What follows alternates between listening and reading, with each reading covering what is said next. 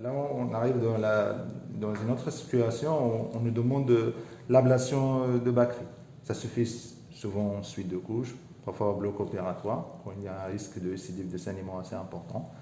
Et généralement, la Bakri est restée 12 à 24 heures après la pose en salle d'accouchement. Avant tout, on a déjà fait une bonne anesthésie, c'est-à-dire qu'on a administré des antalgiques de palier 2, on a préparé des Calinox avant l'ablation de la Bakri, on a vérifié le bilan de la patiente avec l'hémostase et tout est bon. On va venir à l'étape de l'ablation de la Bakri. Généralement, on est face à cette situation-là. On a une sonde urinaire à demeure qu'il faut quantifier la quantité et on a une Bakri qui est fixée en fait au cuisse de la patiente et on a une sonde dans la poche de recueil. Donc on va commencer en premier, avant l'ablation, de quantifier la DRS de la patiente, quantifier la quantité de sang dans la poche de recueil. Après, commencer notre procédé d'ablation une fois on a bien fait l'anesthésie pour la patiente. Donc on va commencer en premier par humidifier les compresses. Il faut bien humidifier les compresses.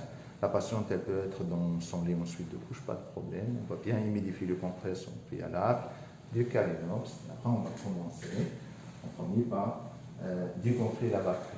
Donc en fait, on va prendre une seringue et on va exactement comme la procédure pour gonfler la Bakri.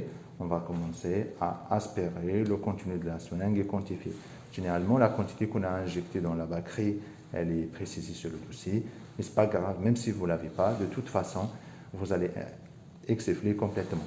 Parfois, il y a des gynécologues qui vont demander plutôt de dégonfler la Bakri en 2 étapes. Dans le service, souvent, on fait en une seule étape. Donc, on va aspirer complètement le contenu de la Bakri, par exemple 350 cc, jusqu'à vider complètement la Bakri.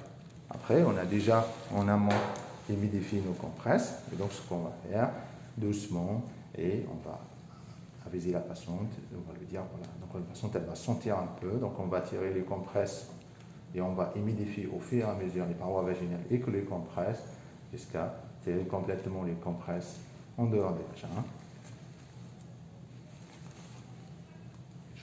Le nombre de compresses est bien évidemment précisé dans le dossier de la patiente et il faut insister sur le fait de vérifier qu'on a bien récupéré les compresses qui sont notées dans le dossier.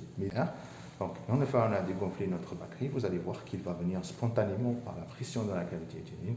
Donc, on va tirer sur notre Bakri. Voilà. Et on va ramasser, tout mettre dans un sac jaune. Et après, on va venir, on va dégonfler notre sonde urinaire et retirer la sonde urinaire et tout mettre dans le bac jaune. Donc, voilà. Une fois on a fini, on va finir par un toucher vaginal pour vérifier qu'on n'a rien laissé. On va appuyer sur le fond interne pour vérifier qu'il n'y a plus de saignement. Et on va surveiller la patiente après l'ablation de la Bakri.